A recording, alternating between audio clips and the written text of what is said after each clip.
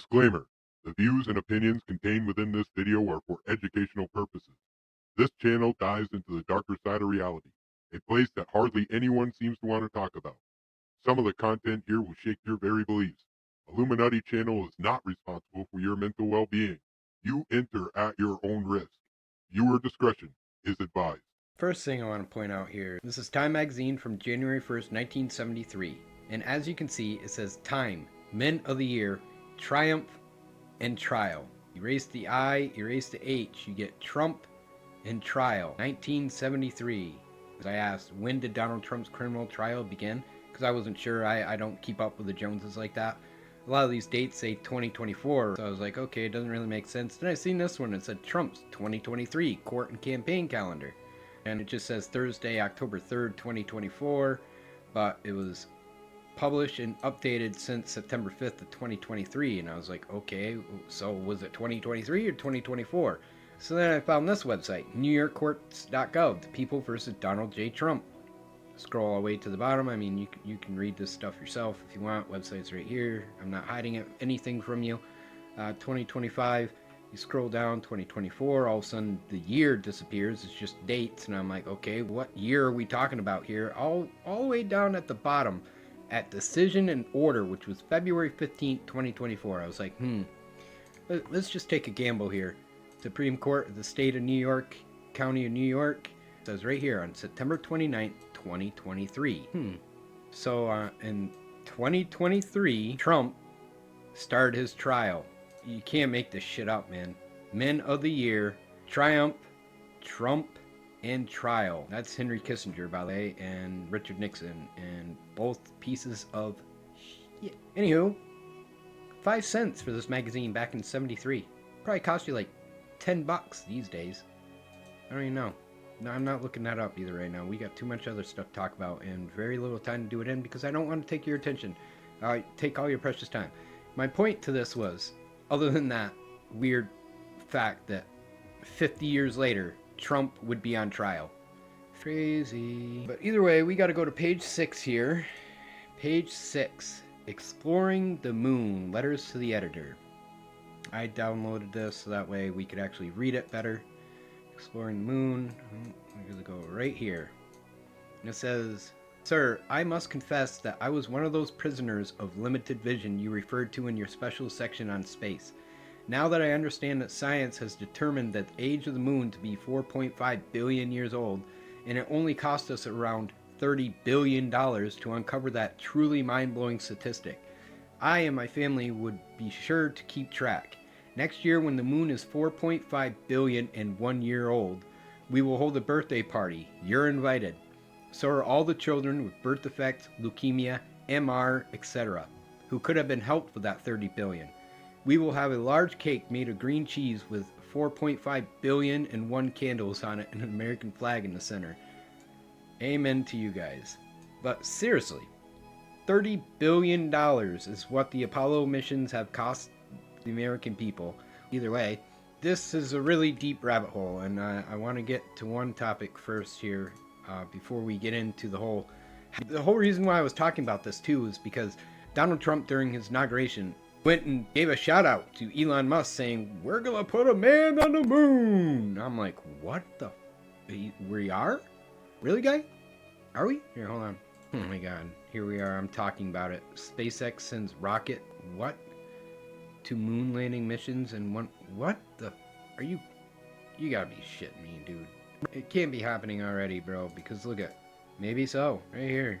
May 11th, 2022, the $93 billion plan to put astronauts back on the moon. The world's most powerful rocket will make a trip around the moon in 2022, a step towards landing people there in 2025, the part of the U.S. Artemis program. You can't read anymore either, because unless you have access through your institution, you have to pay $30 a month. $30 a month to be able to read a website. Like, get the out of here. Only the wealthy, right? On the morning of the 17th of March, the world's largest set of doors rolled open to reveal the aerospace marvel at the Kennedy Space Center in Merritt Island, Florida.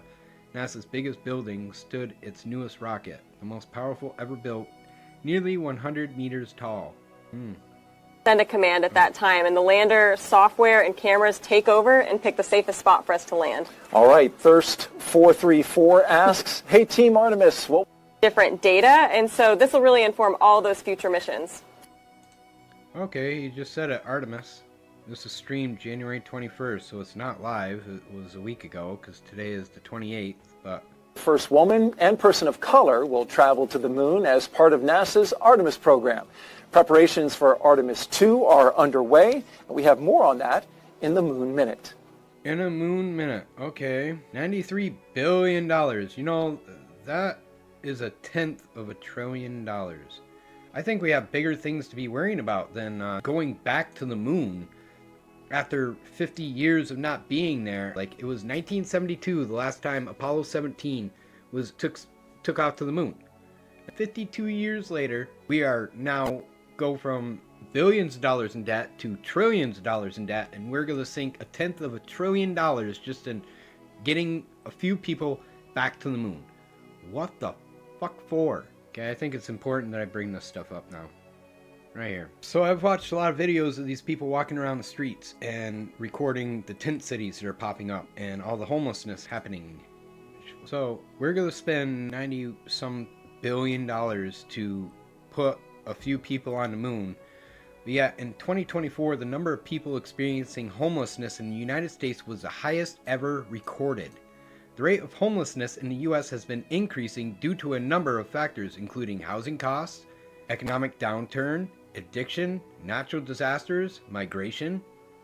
In 2023, 653,000 people experienced homelessness. In 2024, the number of people experiencing homelessness in the United States increased. So we went from 653,000 homeless people in 2023, and in 1 year it increased 120,000 people. That's an 18% increase from 2023 in 1 year. And now we're going to spend 90 some billion dollars launching rockets and a handful of selected individuals who can keep a secret up into space. Trump wants to address homelessness by working with states to ban street camping. This is January 5th, 2025, just this year, just this month, before he became president. What are you going to do? You going to round up all those people and throw them in jail, or what? Because right here it says, Trump wants to overhaul how the U.S. manages record-high homelessness. It could shift billions in federal funding away from housing and then ban street camping. Where are all these people supposed to go? Just into the drug rehabilitation centers? And then when they come out, where are they going to go? Because they still don't have jobs. They still don't have a roof over their head. And guess what? You can't get a job, you can't get health insurance, and you can't get food stamps if you don't have a physical address. If he's going to take away funding from housing, then that means that DSS won't have the ability to put these people up in motels or SOR buildings or SRO buildings, whatever the hell they're called. And what about all the single mother families or the low-income families that live in subsidized housing that rely on government grants to their states so they can continue living in these cheaper homes? What is going to happen to all these people if you take funding away from housing and put it towards drug addiction programs, all of which the people that are living on the streets say, we won't go to rehab, because what's the difference? You go to rehab, you got to, one, if you don't have Medicaid, then how are you supposed to pay for it? You got to pay for it out of pocket. Well, if you don't have a job, how are you supposed to afford to pay out of pocket for that? Number one, they don't go because they don't have health insurance and they don't have the money to. So they're not going to go into rehab and come back out with $4,000 or more in debt. Second of all, when they complete their rehabilitation program, which is 28 to 30 days, some are even longer, some will do 90 days, some will put you in a halfway house, but they come with all sorts of terms and conditions. They move you far away from where you were. Either way, it's just a really shitty thing that he's doing, because it doesn't only just affect the homeless people, it affects all the people that are a paycheck away from being homeless, or the people that are already struggling and possibly they're going to be homeless because he's going to take away all their money from the funding.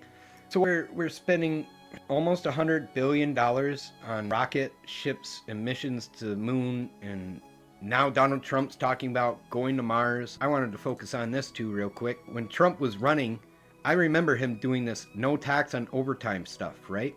I was like, oh yeah, because you know, at that point in time, I'd finally acquired a position where, yeah, I was banking overtime. I was like, oh man, that'd be so cool if I got to keep my overtime. Since then, I've lost that job. And since then, I've had time to reflect on things.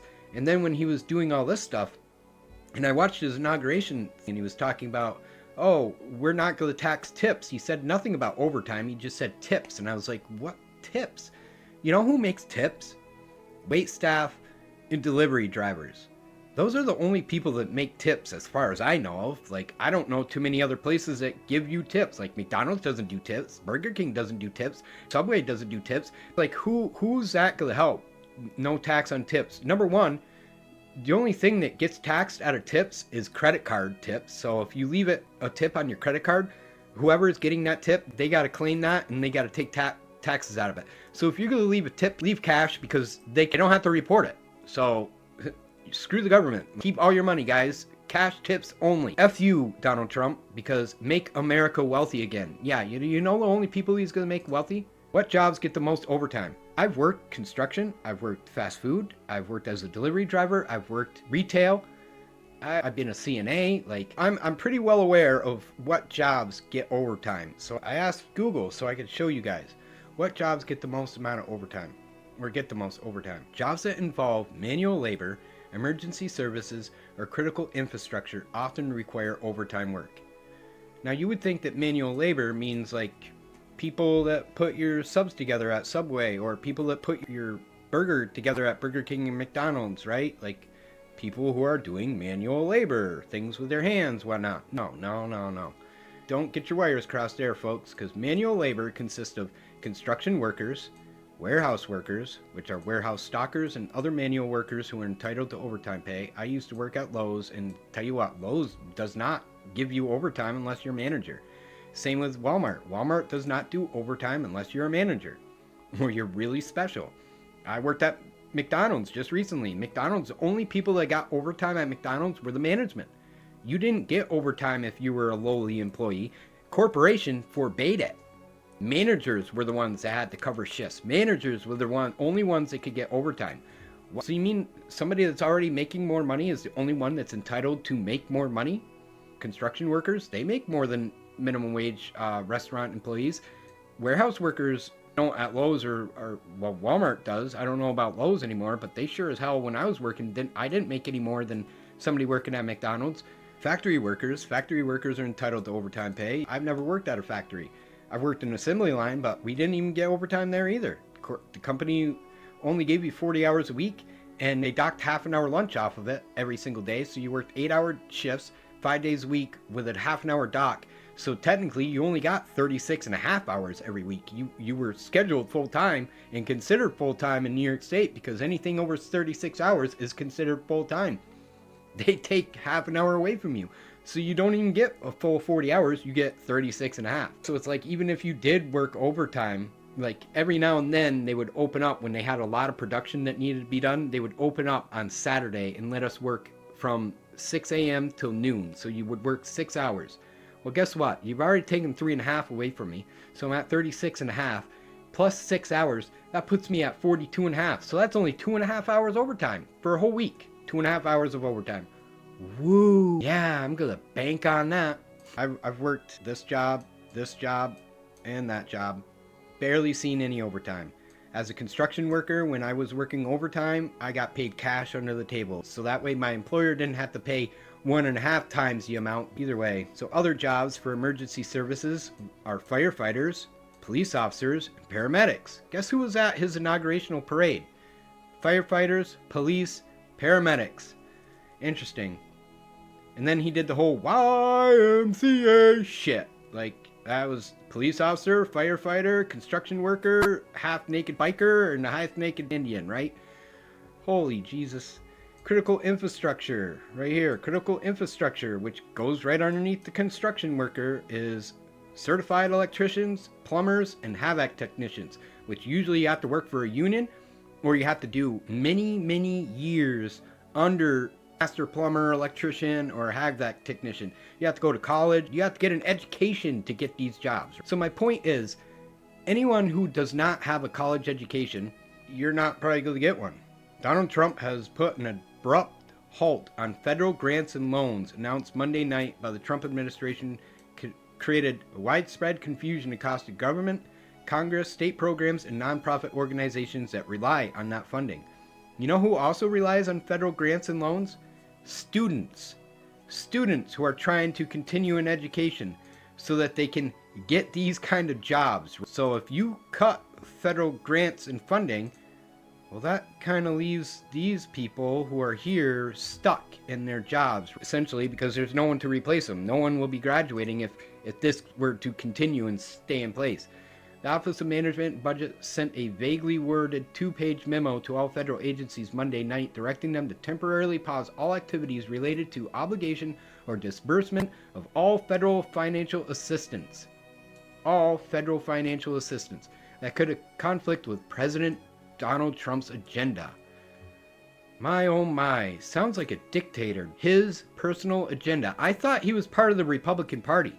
So wouldn't that be the Republicans' agenda? But no, it is specifically President Donald Trump's agenda. What agenda is it that he has? Other than the fact that he wants to spend trillions of dollars to buy up Greenland so he can drill for oil and rob them of all their natural resources. Like lithium, God only knows what else, but lithium definitely came out of his mouth. At one point in time, he said lithium and oil. We're gonna drill, baby, drill, you said. We will drill, baby, drill. Burned into my memory. Nonprofit organizations said they're unable to get into the system used to access federal funds to pay for expenses like salaries and rent. Back to what I was saying right here. That he is shifting billions of federal funding away from housing. You can't make this shit up, dude. Like salaries and rent. It's not clear exactly what programs will be halted. Also sent a document to agencies asking for details on more than 2,600 programs, including school meals for low-income students. Holy shit balls. Wow. So what are these kids going to eat for lunch there, Donald Trump? Oh wait, you don't give a fuck, do you? No. Food prices are outrageous these days. Have you checked the price on beef? Beef is outrageous. Oh wait, guess what? That also happened in 1973. April 9th, 1973. Food prices, the big beef. And you can look this up on Time yourself. Here's the website. Time magazine, The Vault. You can literally browse every single magazine that they have for free. But either way, here's April 9th, 1973. Boycott meat. April 1st through the 8th. Women United for Action. No promises. Down with the food prices. 50 cents worth of chuck shouldn't cost $1. Yeah. It was a triumph for what might be called Housewives Lib, the most successful boycott by women since Listerania. Whatever. Fed up with rising food prices, outraged by advice from various Washington officials to eat fish, eat cheese, or just eat less. Just eat less. Have you seen pictures of Donald Trump and Elon Musk, two of the wealthiest assholes in America, next to the Rothschilds, Rockefellers, all the other banking elites, the oil families? Have you seen the sides of them? Yeah. But they're going to tell us, just eat less. Eat fish, eat cheese, or eat less so they can have their steaks at their high-class restaurants. Thousands of women took to the street in protest. In scores of cities and towns, they demonstrated, paraded, picketed, pamphleteered, and badgered politicians. They cut down their purchases of meat, pledging meatless Tuesdays and Thursdays, and in an all-out boycott plan for this week, threatened to buy no steaks, chops, roast, or hamburger at all. Either way, food costs are going up, homelessness is going up, and we just watched was them launching a rocket to the moon. Now, Donald Trump is cutting all funding to all these federal programs, including school meals for low-income students, U.S. Agency for International Development Foreign Assistance, foreign assistance for what? Like, we don't really, I agree with Trump on that. We don't really need to be giving money away to foreign countries, but yet they'll do it anyways. It's a sleight of hand type shit. Do as we say, don't do as we do, right? Mine inspections and WIC nutritionals. Oh my God, really? So that's going to affect WIC, nutritional program for pregnant women and infants, and a reintegration program for homeless veterans. Reintegration program. but you're going to cut funding from housing. And then you're going to tell them to reintegrate homeless veterans. How are you going to reintegrate them if they don't have housing? Because you need to have a physical address in order to get a job. That's the whole reason why homeless people are homeless, is because most people were living paycheck to paycheck. All it took was one paycheck and they became homeless. Say they lost their job and that's why they lost a paycheck. Then they lose their place, their physical residence. Now they can't even go out and get a new job because they have no physical address. So if you become homeless, how do you get a job? How do you get benefits? How do you get anything to better your life? Do you see what I'm saying here? Do you see the issue that I have with all this? Because here's Donald Trump. Make America wealthy again. Give the wealthy what they want generally means providing them with exclusive high-quality goods and services that cater to their desire or luxury, privacy, personalized experiences, and a sense of status and control. Donald Trump announces AI infrastructure investment. What is Stargate? Trump's ambitious AI infrastructure venture. Trump announced a new $500 billion Stargate AI venture from OpenAI, SoftBank, and Oracle on Tuesday. He promised it would ensure the future of technology in the U.S. So far, Wall Street appears to agree, with some analysts speculating that its potential to transform the tech industry. Yeah, more like make the wealthy rich, because they all have the money, so they'll all invest in these companies, these corporations, and they'll profit as the stock market rises, because now everyone will have to invest in this because it's the new wave of the future. The project is also sparking some questions and skepticism, including pointed criticism from one of Trump's closest advisors, tech billionaire Elon Musk. Oh, really? He's criticizing that? Okay. They don't actually have the money, Musk wrote on X, the social media app. SoftBank was well under $10 billion secured. I have that on good authority. Yeah, that's why Trump is giving them $500 billion, right? They only have $10 billion secured. Trump's solving that problem for you, isn't he? So you weren't criticizing. You were only saying that they don't have the money. Well, guess what? Trump's got your back, guy, doesn't he? He's got your back. Here we are, January 22nd, 2025. Today is the 28th. That was 6 days ago.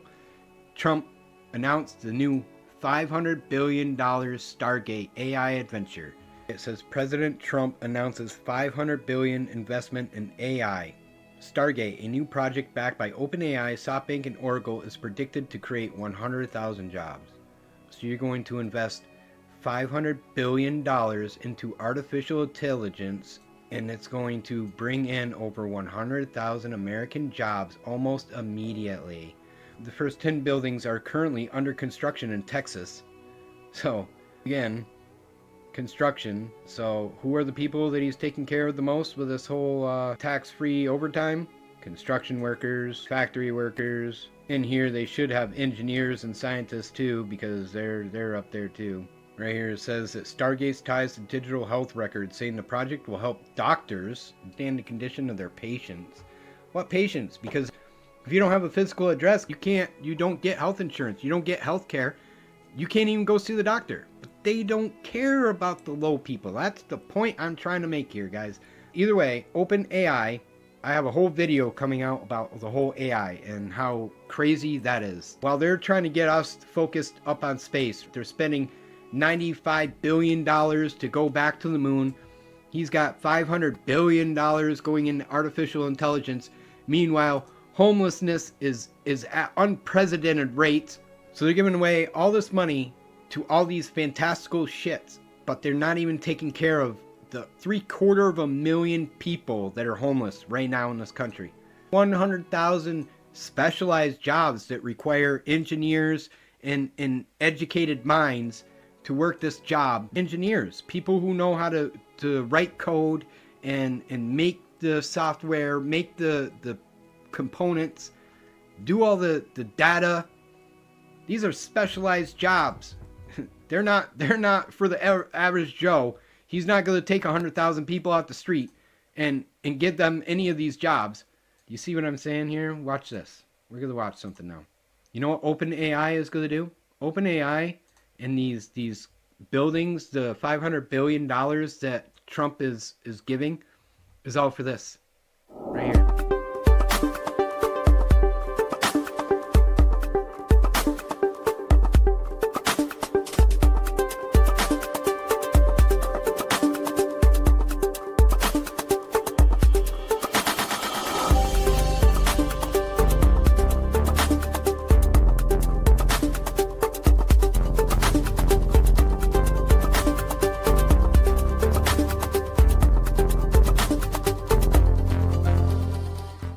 The Optimus robots will walk among you. Please be nice to the Optimus robots.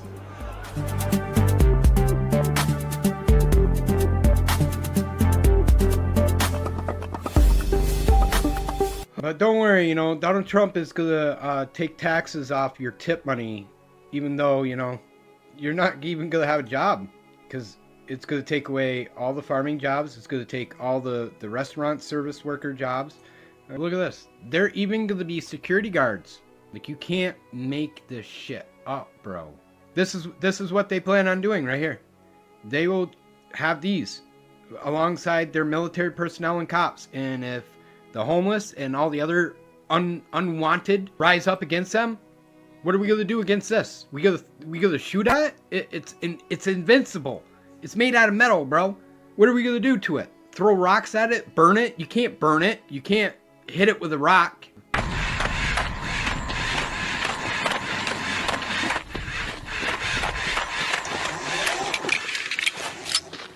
Tell me this wouldn't scare the shit out of you. Look at him snatch the gun, too.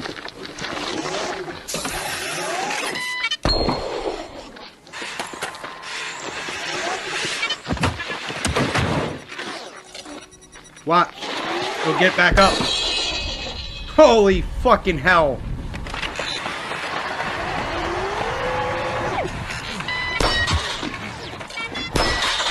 See, you throw a rock at it? Nothing. Bro, shoot you right in the head. Yeah.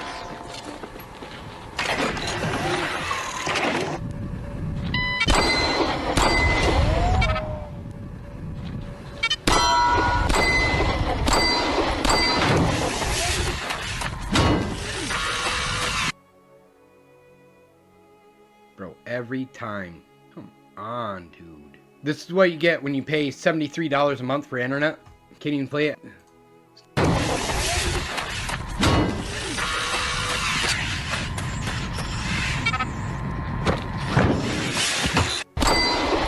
That was crazy.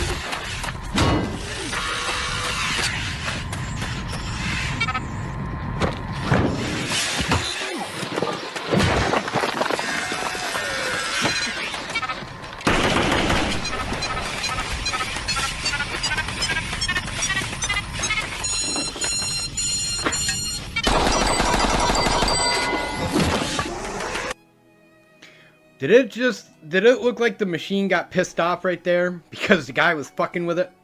Looked like it got pissed off to me. It looked a little aggressive to me, man. It looked like it got pissed off. It was like, bro, you almost got yourself shot and now I'm pissed.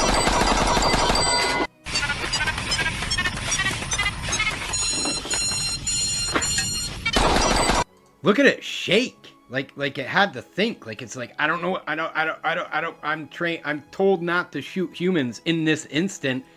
And then he had to pull down his mask to show his facial so it could facially recognize him. And then it gets pissed and unloads the clip behind him, right?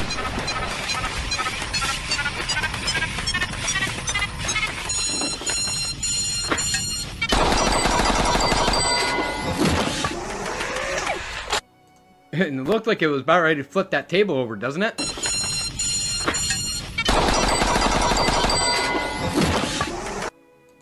He got pissed, slammed the gun down on the table, and then flipped the table, and they cut it right there because they're like, whoop, we can't show it that it's got an attitude. Whoa, better not show that. The people might riot, and that's what we should be doing is, oh my God. I'm not going to say it, but we ought to be doing what they did after George Floyd. We ought to be doing it to the AI centers that they're building. So if they say, oh, we're going to go to war now, guess what you're going to do? You're going to sign up and go to war because you don't have any other option. And that's how they're going to make it. The Optimus robots will walk among you. Please be nice to the Optimus robots. Musk said he expects the robot helpers to cost between $20,000 and $30,000. Either way, this is what God wanted me to show you. You hear me, people?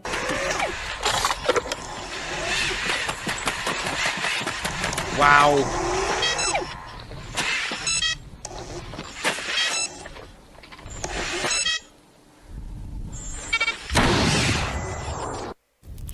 you hear? Did you see that guy? Yeah, the machine had to think about it. But look at it.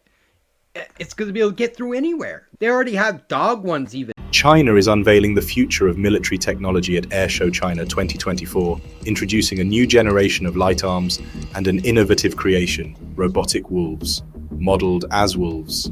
These machines adopt a pack strategy for coordinated missions. The robotic wolf pack consists of 4 specialized units, each with a unique role. One wolf leads with advanced reconnaissance equipment to gather critical frontline intelligence. Another supports the team with ammunition supplies. 2 other wolves are armed with firearms that can serve as the primary combat forces. Together, they are controlled and coordinated by a central vehicle, allowing the pack to operate within a 2-kilometer range for up to 3 hours. And they even have smaller than that. Soldiers on the ground are always looking to save weight, and war zones aren't always accommodating to large UAVs that need lengths of runway to launch. On top of that, maneuverability and concealability are 2 important qualities of a surveillance drone that don't improve with largeness. A company in Norway might have solved all of these problems, though, with the miniature Black Hornet nano helicopter drone. It has a weight of 16 grams with a size just less than 4 inches long. The Black Hornet UAV allows armed troops to spy potential threats. This tiny UAV also offers intelligence, surveillance, and reconnaissance support to armed forces in mission-critical operations. The UAV gives access to remote locations and provides situational awareness on the battlefield. Black Hornet's development was initiated by Prox Dynamics AS of Norway in April 2008 and is in use by the armed forces of the United States, France, the United Kingdom, Germany, Australia, Turkey, Norway, the Netherlands, and India. Prox Dynamics AS, the Norwegian company responsible for creating the Black Hornet, made it its mission to develop, produce, and sell the world's smallest and most advanced UAV. At just over the size of a soldier's finger, the Black Hornet size is more than just convenient. It also gives the UAV the ability to accomplish missions that just can't be done by its more traditional counterparts. Able to simply lift out of a soldier's hand, there's no need for a large staging area to launch the Black Hornet. It can also work its way through tight spaces like hallways. This gives an individual soldier the ability to almost instantaneously deploy a UAV in the exact location where it is needed. In terms of design, the Black Hornet is constructed of a rugged plastic molded shell. The aerodynamic shape of the nano UAV withstands stormy winds. The tiny drone is fitted with 3 surveillance cameras concealed within its nose. The camera can be zoomed in for a clearer picture using the base station controls. While the autopilot system installed on board the Black Hornet enables the operator to handle the drone in 2 modes. The drone can either be operated directly or can be programmed to go through a predefined path using the GPS system installed inside. It is powered by a very small rechargeable battery. The Black Hornet fly at a speed of 10 meters per second with a maximum endurance of 25 minutes. As of October 25, 2013, the British Army had 324 Hornet Nanos in service. Moreover, in July 2014, the United States Army Natick Soldier Center Development and Engineering Center selected the PD-100 Black Hornet as part of the Cargo Pocket Intelligence, Surveillance, and Reconnaissance Program. It concluded that further refinements were needed for a U.S. Army role, including reconfiguring the data link, giving it night vision, and improving navigational capability. The Black Hornet was tested with U.S. troops at an event in early March 2015, and Prox Dynamics delivered a PD-100 with upgraded features for Special Forces testing in June 2015. By 2015, the Black Hornet had deployed with U.S. Marine Corps Special Operations teams, the unit costing as much as $195,000. While bug-sized drones have been long a goal of surveillance technology, the Black Hornet Nano has finally achieved what so many have been aiming at for so long. Though if we were to try to write, Obama said what? I have 2 words for you: predator drones. You will never see it coming.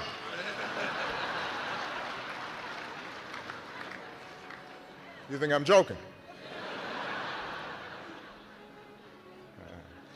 Yeah, well, guess what? Donald Trump's going to help them build all this shit. They've already got them assembled. I read it somewhere that they already have 100,000 robots ready to roll out this year, 2025, to take over all these manufacturing jobs, all these stocking jobs, the ones that supposedly they're going to give you tax-free overtime. If that doesn't scare you, there's something wrong. You're not paying enough attention.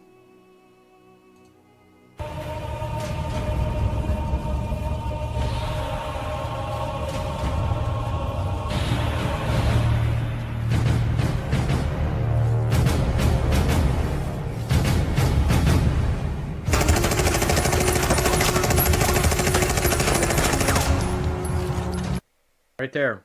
How 100 billion slaughterbots. Godfather of AI shows how AI will kill us and how to avoid it. How to avoid it. How do you avoid that? So let's watch this one, because this is the Atlas robot right here. Watch this crazy shit.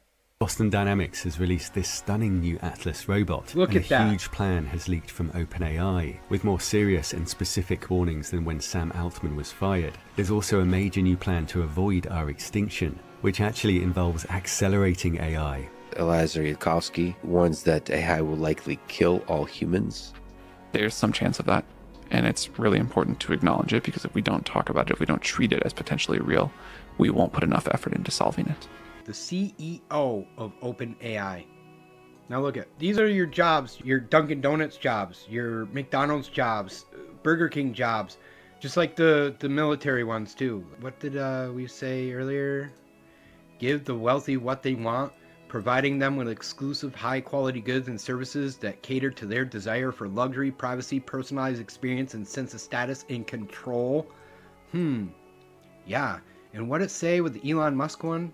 That these robots are going to cost anywhere from $20,000 to $30,000 a piece. A brand new truck these days costs over $100,000. So for the price of a brand new truck that most of these rich assholes can afford, brand new truck or a brand new car, like a Tesla truck, for example, anybody that can afford a brand new vehicle can afford one of these robots for 20 grand. You know how much money most people make at Burger King, McDonald's, or anywhere? Their salaries for the entire year are less than 20 grand, maybe 20 grand at most. You can easily buy one of these robots and replace one of those workers easily for the same salary that you pay one of those workers. Now you got a robot who's never going to say that I need a break, never going to complain about my hours, and it's always going to show up because it's always going to be there. Now you can run 24/7 on 1 year's worth of salary for one human. You know who's going to replace all these jobs? Right there, guys. But they're telling us that this is going to solve humanity's extinction. So a major new plan to avoid our extinction, which avoid our extinction. I think AI is going to cause our extinction because it's going to replace all of us, and the wealthy are going to want it because they don't want to have to deal with the lowly citizens, the ones that are living out on the streets and getting all drugged up because they're so depressed that their life sucks so much that they fill the void with whatever they can get their hands on. And hey, guess what? They're giving away fentanyl on the streets nowadays. So, I mean, you know what that does? That causes cardiac arrest, stops the respiratory system. It kills you. And they don't give a shit. They want us all dead. What was it that they said on the Georgia Guidestones? The 10 guidelines for humanity, according to the Georgia Guidestones. Maintain a population of around 500 million people. There is 8.2 billion people on the planet. Maintain a population of around 500 million people. And even if they're only talking about America, yeah, they're definitely talking about the globe. 10 guidelines for humanity, and it was written in multiple languages: English, Arabic, Chinese, Hebrew, Hindi, Russian, Spanish, and Swahili. I don't even know what that is, Swahili. But you got the Chinese, which we're supposedly, always feuding with. You got the Arabics, which they're Muslims, and we're always feuding with them too. And then you got the Hebrews, which are the Jews. You got the Hindus, which are the Eastern Indians. Russians, which we're supposedly feuding with them.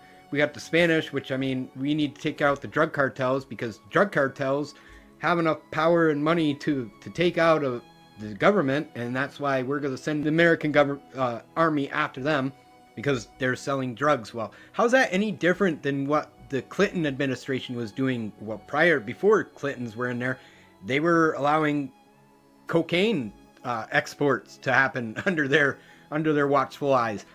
We got fentanyl underneath the Trump administration and the Biden administration.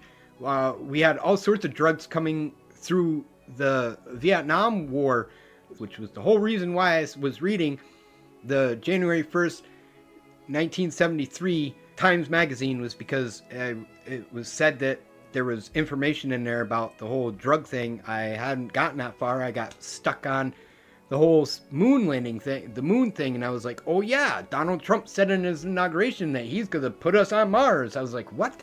How are you going to do that, bro? So, needless to say, here's George Guidestone's Reduced Population, Guide Reproduction with Improved Fitness and Diversity. Improved fitness and diversity. Yeah, who can afford to be fit and diverse when you're living paycheck to paycheck and working your ass off? And that's what I mean. Like, once we have built everything that they need to build these robots, they're done with us. They're done with us, and they make it sound all nice and pretty. All nice and pretty. Yeah, give the wealthy what they want.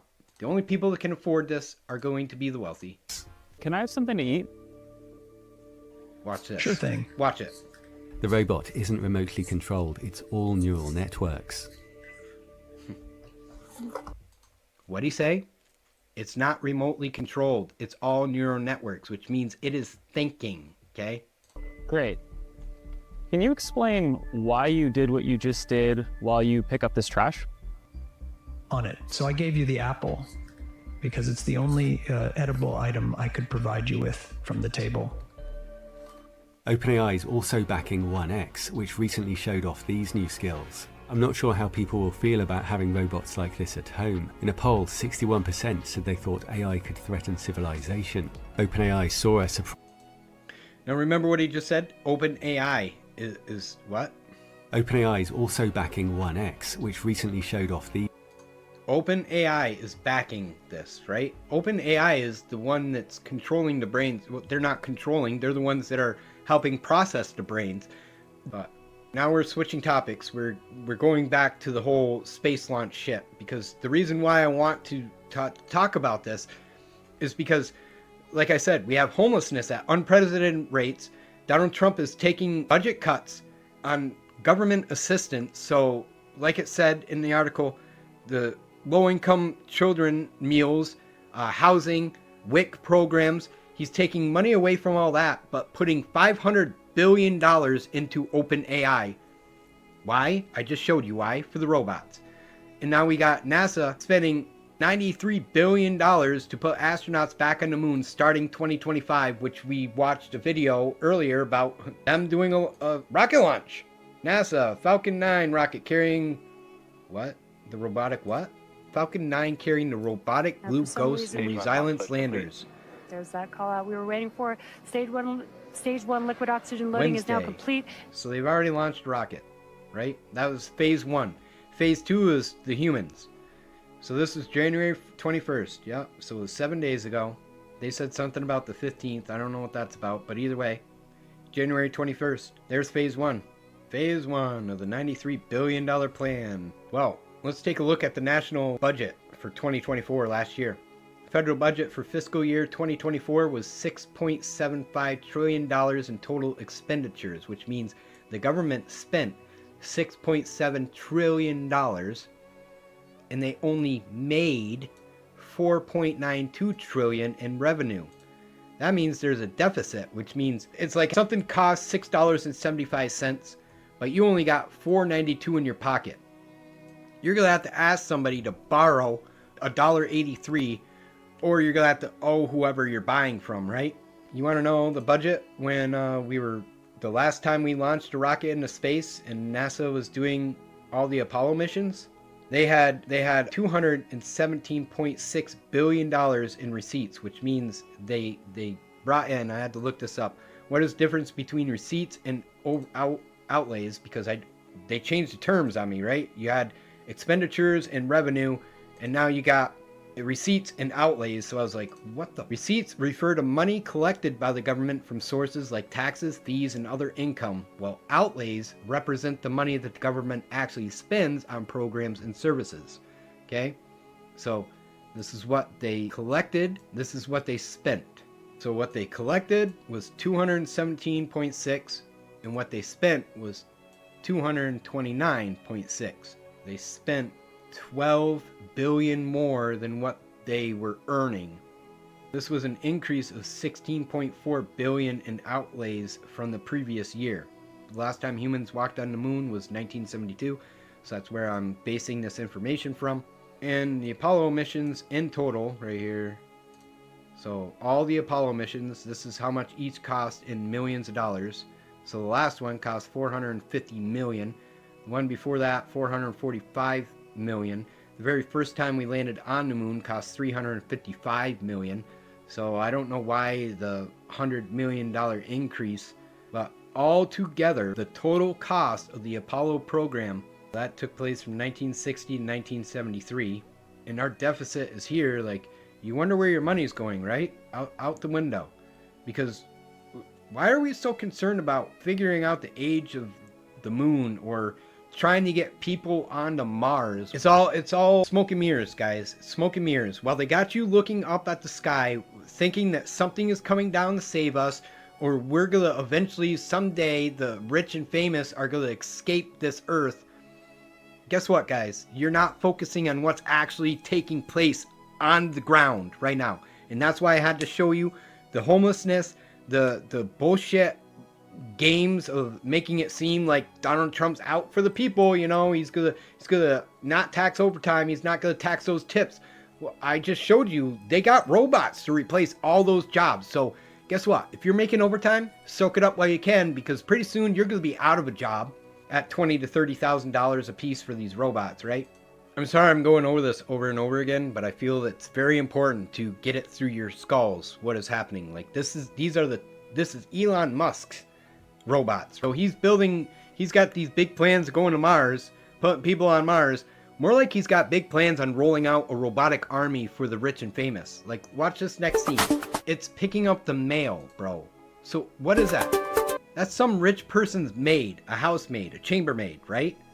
So for all the illegal immigrants that they use to mow their lawns, to do the upkeep on their homes, to clean their homes while they're gone, they don't have to worry about those people anymore. They don't have to worry about supporting their families or doing drugs or stealing any of their gold jewelry that they might not even miss because they got such an abundance of it. Oh, they'll just replace it with this guy. Musk envisions the robot serving as a household assistant and a friend in the future. Aw, how cute, a friend? Yeah, see? The rich and wealthy, like this guy doesn't even go home because he's either cheating on his wife or is too busy like trying to make money, and she's too busy about being vain, raising kids if she has any. Yeah, I don't see any rich people ever sitting down at a table and playing games with their children. He says the robots will be the dog, mow the lawn, serve drinks, and more. And pretty soon do all the things that, men do. And women, your men are going to be out of a job. Oh wait, they're going to send men to war. But they don't even need men to serve in war. They'll have robots with them too. So, I mean, men will be off fighting wars, running behind their little robot buddies, who will eventually replace them too as their numbers dwindle, because, they're gonna get blown up, because the only way you're gonna take out a robot is blow up shit. So if they're anywhere near them, like, good luck, guys. Like, that's all I gotta say. You sign up because you're starving, because they created the situation to where you're homeless, you're starving. You will do anything for your next meal and for a paycheck. I also found this article, so I want to add this real quick too, just to solidify the fact that they are planning to take over jobs. And if they're going to take over jobs, where are people supposed to make their money to pay their rent? Here it says top 24 humanoid robots in use right now. They're already here and they're ready to work. They're ready to work. Really? Well, guess what? Welcome to your replacement. And they don't have any plans for what they're going to do with all of us. August 28th, 2024. 24 humanoid robots in use right now. They're already here, ready to work. And this was in 2024. How ironic. 24 different robots in 2024. While humanoid robots are still in the early stage of development, a few have escaped research and development, entering the real world as bartenders, connoisseurs, whatever that is. I don't even know what that means. Does anybody know what that means? a caretaker of an apartment complex or a small hotel. So all those jobs with housemaids, guess what? Those are gone. We've seen that one robot. He was putting trash in the thing pretty well. If you think that your job is safe, you don't have to worry about them anymore. Wow, deep sea divers too, huh? And as companions for older adults. So guess what? There goes your CNAs. CNAs are dunskies. We won't need those anymore. Pretty soon LPNs and RNAs won't be needed anymore either. So I mean, nurses, doctors, you think that you're safe? Not for long. They're coming for you too. And guess what? Some work in warehouses, factories, assisting humans with logistics and manufacturing. May have noticed following this election, Donald Trump came to Indiana and talked a lot about what happened with the Carrier Corporation and shipping their jobs out of state. Here's someone who worked for Carrier, and he has a question for you. How you doing, Mr. President? How are you? My name is Eric Cottenham, and I'm representing the Steelworkers Union, Local 1999, and I'm trying to find out what do we have left as far as all of our jobs are leaving Indianapolis, right? And I see here you're doing a lot of things, but in Indianapolis, there's nothing there for us. I mean, what's next? I mean, what can we look forward to in the future as far as jobs, employment, whatever, because all of our jobs is left or in the process of leaving, sir. Frankly, part of it's had to do with automation. You go into an auto factory today that used to have 10,000 people, and now they've got 1,000 people making the same number of cars or more. And so what that means is even though we're making the same amount of stuff in our manufacturing sector, we're employing fewer people. And so what we have to do is to make sure that folks are trained for the jobs that are coming in now, because some of those jobs of the past are just not going to come back. But I got to tell you that the days when you just being willing to work hard, and you can now walk into a plant and suddenly there's going to be a job for you for 30 years or 40 years, that's just not going to be there for our kids, because more and more that stuff's going to be automated. And if you go into a factory, that kid's going to need to know computers or is going to need to know some science and some math, because they're not even going to be picking anything up. They're just going to be working on a keyboard. And that doesn't make folks feel good sometimes, but they're going to have to retrain for the jobs of the future, not the jobs of the past. Like I said, all these jobs where Donald Trump is like, we're not going to tax your overtime, that is just a sly little campaign trick to get you to think that he's on your side. Meanwhile, he's investing $500 billion into the infrastructure to build all these things in this country, guys. Do you understand what I'm saying now? You're not safe. Even if you're a cop, a firefighter, a doctor, a lawyer, they won't need any of you. They're not going to need any of us. You know, the only people that are going to survive this next wave are the ultra elite. So it gets right back into what I said about the Georgia Guidestones. Reduce human population down to 500 million. Plain and simple, guys. It's all right there. I can't make it any more clear. Like, if you are still struggling seeing what I see after all the stuff that I have presented to you, then you need to rewatch this video like 3 or 4 times and get the crusties out of your eyes. Like, you are completely asleep and your eyes are crusted over. Rewatch this till it sinks in. And I don't know what to tell you how to do. Like, I'll play that scene from this one movie. I don't have to tell you things are bad. Everybody knows things are bad. It's a depression. Everybody's out of work or scared of losing their job. The dollar buys a nickel's worth. Banks are going bust. Shopkeepers keep a gun under the counter. Punks are running wild in the street. There's nobody anywhere who seems to know what to do, and there's no end to it. We know the air is unfit to breathe, and our food is unfit to eat. We sit watching our TVs while some local newscaster tells us that today we had 15 homicides and 63 violent crimes, as if that's the way it's supposed to be. We know things are bad, worse than bad. They're crazy. It's like everything everywhere is going crazy, so we don't go out anymore. We sit in the house, and slowly the world we're living in is getting smaller, and all we say is, please, at least leave us alone in our living rooms. Let me have my toaster and my TV and my steel-belted radios, and I won't say anything. Just leave us alone. Well, I'm not going to leave you alone. I want you to get mad. I don't want you to protest. I don't want you to riot. I don't want you to write to your congressmen because I wouldn't know what to tell you to write. I don't know what to do about the depression and the inflation and the Russians and the crime in the street. All I know is that first, you've got to get mad. You've got to say, I'm a human being. God damn it. My life has value. I don't know what to do about any of it other than educate everybody that you know. Show this to every single person that you know. It's a power structure right here. Standing people power, the upside down triangle, which I was getting into because of Donald Trump always keeping his hands in the form of a triangle. He's always got his thumbs together and all of his digits together in the form of a triangle. And you want to know why? Right here.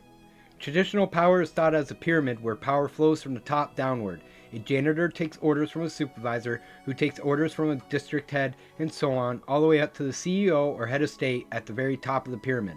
So right here, we're at the bottom, janitors, whatnot, taking orders from this guy, and then this guy, right? Sitting at the top. In that way of viewing power, social change happens when we either replace the top people at the top, so a regime change or voting, or we are able to convince the top to change their ways. The top is Donald Trump right now. Are we going to be able to convince that man to stop investing $500 billion into AI, or that he should be taking care of the homeless instead of cutting funding and replace all of our jobs with AI bots to make more of us homeless? Doesn't seem like he gives a shit. You gonna convince him? He's a snake. But that's not the grassroots way of viewing power. This leaves power in the hands of the oil executives and the rest of us begging for them to do what is right. We need a new way of viewing the power. This, right? So Donald Trump does this symbol all the time because he is relying on us. So he does this hand symbol, the triangle upside down. Here, I'll show you. So look at everywhere he goes, he does this. And y'all think that he's just doing it because he has nowhere to put his hands. Well, this lady, she runs Germany. She does the same thing. In fact, she had a billboard that only showed her hands doing this because she needs the people to back her up. They need us to support. So as we can see here, even Eric Trump makes this hand gesture. Here's the banner that I was talking about with this woman, the Markel Diamond. This is the banner that she's got because she's trying to persuade you, along with Trump, just like Donald Trump. They're trying to persuade you that they are for us. They're suggesting that the power lies within us because they know that it does. They need us to stay asleep long enough for them to get their robots out to take over our jobs. Go show you this too real quick. Right here. So straight from a witch's mouth herself. We're going to read this. Hand gestures in witchcraft serve as potent tools, guiding intention and shaping magical influence. Although these gestures appear symbolic, their true power emerges from within, born of your own intuition. By attuning your inner senses, your hands become conduits of transformative energy, infusing your spells with depth and aligning the flow of power toward your chosen purpose. So, they need us to stay asleep. Trump acts as if he's all about the people, but yet his actions don't suggest this at all. If anything, it suggests that he is all about the wealthy getting what they want. They don't give a shit about us. What did Christ say about rich people? How hard it is for the rich to enter the kingdom of heaven. Indeed, it is easier for a camel to go through the eye of a needle than for someone who is rich to enter the kingdom of heaven. But yet, they think that they're going to create a heaven on earth for themselves. We're going to have massive homelessness on the streets, and then they're going to have these robots. Not only will replace our jobs, but will also be able to hold the gun, in which, if you're homeless, do you have guns? It's like, how are we even going to fight to defend ourselves if they've taken away all of our rights to have money? You think that they built all these underground bunkers to defend themselves from some external source? No, they built all these underground bunkers because they're going to leave us to starve to death and then leave us to fight over whatever is left while they go and hide underground for however long it takes for us to starve ourselves out or be murdered by the robots. I can't make it any clearer. But either way, We're going to watch the last segment that I want to show you here. About 8 years ago, my wife got very sick, and she ended up being bedridden for 2 years. And then 6 years ago, she passed. She died on a Friday morning, and by Saturday, by Saturday evening, I was evicted. They got me out of the house that fast. As soon as she died, I was gone. I had health insurance. She died out of network, whatever that means. So that cost me 85 grand. 85 grand, I'm in debt. They want their money. Oh my gosh. I was gonna cry. I couldn't believe it. Oh my gosh. Trying to get back in society, but I can't get back in. They don't want to let you. If you had 3 wishes, what would they be? Of course, actually bring her back. That's not going to happen. No. I really miss paying my bills, believe it or not. That was something we enjoyed doing together. I really miss paying my car bill. Sorry, I don't have a power. I'm not a deadbeat, you know. I just couldn't do it. And now they leave you out here and you're stuck. You can't get up, and they won't get you up. Now for my story, my little tidbit here where I can relate to this man. Back in 2018, I was CNA. I worked for a nursing home in my hometown. As this man was saying, he lost his home after his wife died, and the insurance company wouldn't pay the $85,000 because what did he say? I forget what he said.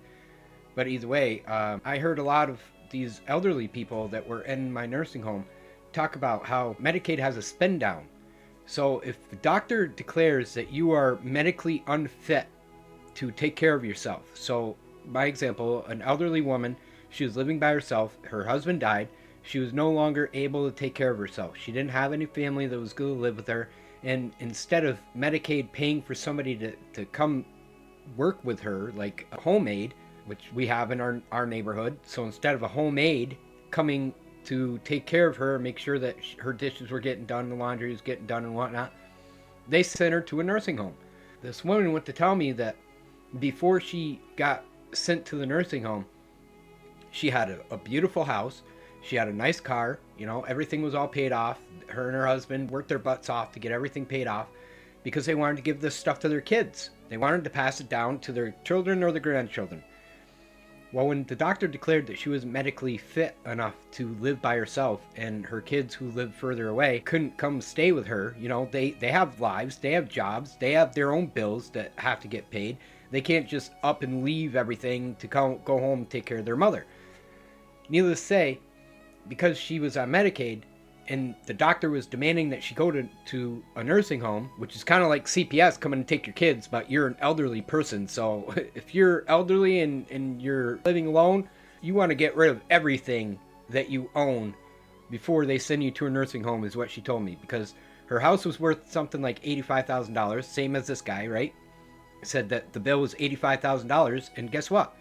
Because she went into the nursing home and she had a Medicaid spend down, she had to liquidate all of her possessions, everything. They sold her house, they sold her car, they had a auction at her house, got rid of everything that she owned because she was only allowed to bring her clothes and a little bit of memories, of pictures and stuff with her to the nursing home. She was allowed to have anything of hers, so this woman's entire life was gone by this doctor's decision to send her to a nursing home. Like, absolute craziness. And this man, like he just said in his testimony, you know, his wife died. They left him with an $85,000 bill that he couldn't pay.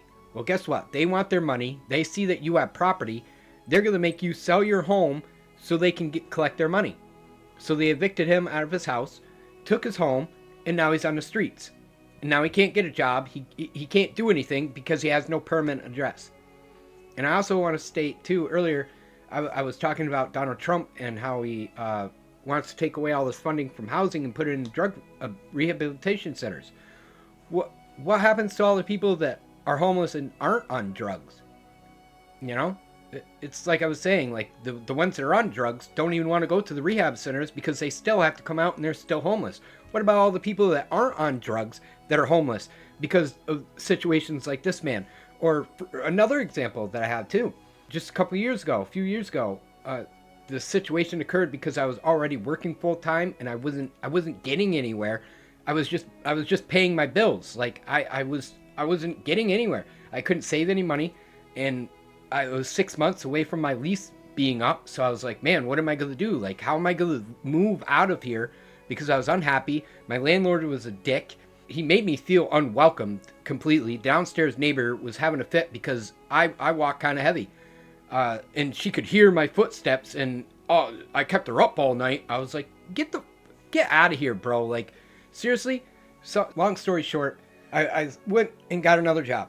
So I was working full-time at a sub shop, and then I went and applied for a secondary part-time job at McDonald's. Well, they hired me for maintenance, so I was working part-time early in the mornings. I was only doing Friday, Saturday, Sunday. Needless to say, when I handed in my application, right, because they had a "we're hiring" sign right out front, so when I handed in my application, I handed it to the manager, because that's how you get a job. You got to hand it to the manager. And I asked, what positions are you guys even hiring for? And she rattled off a few, and then she said maintenance. And I was like, oh, gee, great. You know, I've worked construction. I've done housekeeping. I was a CNA. Like, I know how to clean stuff, and I know how to put stuff together. Like, I'm pretty intelligent being. So she's like, great, you know, I'll hire you for maintenance. We'll schedule you an interview. Well, for simplicity here, we're going to say that I turned in my application on Monday, right? Wednesday, she called me, had me come in for an interview. Wednesday, she told me that she was going to hire me. She thought that I would be great to start off for maintenance. But I had to go through corporate first. So she had to wait to hear back from corporate. Well, Monday, turned in an application. Wednesday, interview. It was like a week and a half later by the time she called and said, okay, you're hired, but now you have to go through orientation, which they don't do orientation over the weekends, so I had to wait until the following week after that. Now, take into consideration, what if I was actually looking for that job? What if I had lost a job and now I was on the streets looking for a job, right? And the day I turned in my application, they're like, oh, great, you know? 2 days later, I get the interview. So in my mind, I'm like, oh, yay, I have the job. Well, we just have to hear back from corporate. Now we have that week, because we didn't hear back from corporate that week. It wasn't until the following week and on a Friday. So you got 2 weeks where I would have been out of a job. But out of those 2 weeks, a whole week and a half where I was sitting there anticipating a phone call. Most people, I mean, I don't know. For me anyways, I knew I had the job. I knew the manager was going to hire me. So why would I continue looking for a job? I got a job lined up. Week and a half later it goes by, and I'm sitting there stressing, like, what is taking so long? Like, I'm biding my time. And like I said, I already had a job, so it wasn't that stressful. But when I look back at it and I'm thinking to myself, what if I didn't have that job? Those moments would have been intense for me. I would have been sitting there like 2 weeks going by, and I'm like, what's up? Like, I need a job, bro. Like, my bills don't go away just because I'm unemployed. 2 weeks out of the month, no paycheck. How am I supposed to pay my rent? So anyways, Friday, I get the call saying that corporate says that I'm going to get hired, but I have to go through orientation first. So it wasn't until the following Monday I do orientation. Orientation is about 3 days. And so it was Monday through Wednesday. 2 weeks later, after I turned in my application, I show up for orientation. Guess what? Orientation's like 2.5 hours, 3 hours at most, I think, which you get paid for either way. Orientation being 3 days. So there's Monday, Tuesday, Wednesday, where I was doing orientation at only 2.5 to 3 hours max. We're going to go with the max. So there was 9 hours. Then she had me start Thursday, Friday doing maintenance, but I was only working a half day because corporate didn't want to pay for a full day. I was only supposed to be shadowing the guy that I was working with for those hours, for a few hours. So I was working another 4 hours. Needless to say, you add those 2 4 hours that I had, there's 8, and then the 9 that I got. The main guy, he worked Monday through Friday. I worked the weekend, Saturday and Sunday. So even if I worked the Saturday and Sunday, which was 5 to 1, so 5 o'clock in the morning till 1 o'clock, and I had a half an hour lunch, that's 7.5 hours. It's just like my other jobs that I've had. They always schedule you 8 hours, but then they don't add a half an hour for the half an hour lunch that you have to take. So you don't even get a full 40 hours. Either way, so now we got, what, two 4-hour shifts. So there's 8 hours. And then we got 9 hours from orientation. There's 17. And then I worked the weekend, which was 7.5 each. So another 15. 17 plus 15 is what? 32. So I got 32 hours that week. And I wasn't going to get paid until the week after, because I worked that week and then you don't get a paycheck for the following week. So for an entire month, because you go from the time that I turned in my application to the time that corporate made their decision to the time that I started orientation, which would be on the third week of a whole month. So we're 3 weeks in, and I finally start work, but I don't get paid until a week after that, right? So you go an entire month to get a 32-hour paycheck. Let me tell you, how are you supposed to keep your car insurance? How are you supposed to keep a car payment if you have one? How are you supposed to get back and forth to work, considering that you're going to need to pay your gas?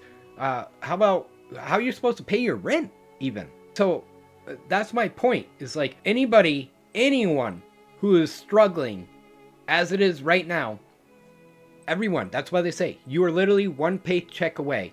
You're a job loss away from being homeless. Like, your landlord doesn't give a shit about your situation. They're going to evict you. They'll take you to court. They'll evict you, and the courts will decide. I mean, hopefully you got time to find a job and get all that figured out. But at the same time, you need to pick up 2 full-time jobs. And who wants to work 80 hours a week just to get ahead? Like, come on, man. Like, life is stressful enough. You don't even have a moment to breathe half the time because you have to work 40 to 50 hours a week to have any money to spend on anything. And then just for them to come and take it away.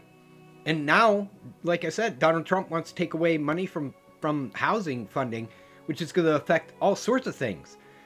I also can relate to this, man, because in 2020, I got into a car accident. And my car accident banged me up pretty good. It broke my femur, it shattered my kneecap, I fractured my hip and my pelvis in multiple locations. I broke 3 ribs. I mean, I was messed up. I spent 28 days in the hospital. Then I was released, but I was wheelchair bound for 4 to 5 months. And then it was another 4 months of rehabilitation to get me to learn how to walk again, so that way I could even return to work. 9 months. 9 months I was out of work. Well, guess what? Disability doesn't pay shit. Just a couple years ago, I got into an altercation with some a-hole that was dating my ex, who liked to belittle her and think that he was going to be the man by talking down to somebody that's half his size. So, and I couldn't stand it. I stood up for her. He wanted to get ballsy, came and attacked me, and in the midst of the fight, he curb stomped my leg while it was propped up against something and broke my lower leg. Well, that took me out of work. Thankfully, my employer was like, oh, say that you did it at work, so that way you can collect disability, because he didn't want me to lose my house. Like, I told him, I was like, dude, I don't know what I'm gonna do. Like, without any money, I don't know what's gonna happen. But either way, I went from making $600 a week, because I was making $15 an hour and I was working 40 hours minus taxes. I was grossing $600 a week. When I got my disability, you know how much disability was paying me? Take a guess what New York State pays for disability. $180 a week. And that's maxing out. I was like, what?